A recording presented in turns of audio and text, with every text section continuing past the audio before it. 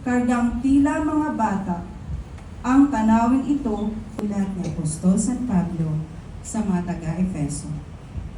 Mga kapatid, marahil naman nabalitaan na ninyong dahil sa kagandahang loob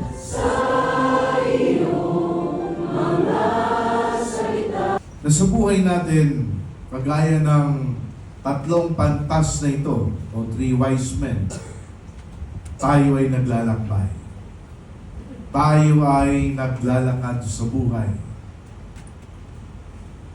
Maraming balakid, maraming mga hadlang, mga suliranin sa ating paglalakbay sa buhay.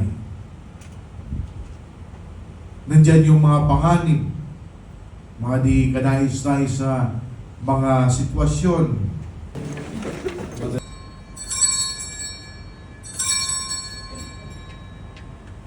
Ito magpas sa walang hanggan.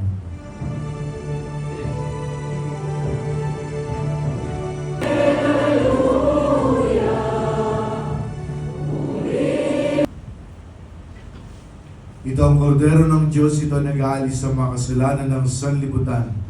Mapalad tayo mga inangiyahan sa kanyang piging.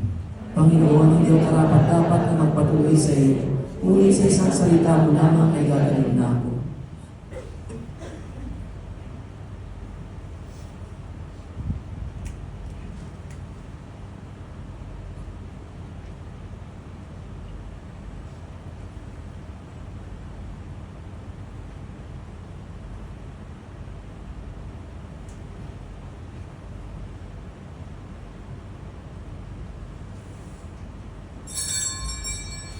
Buhay magsibuhat ng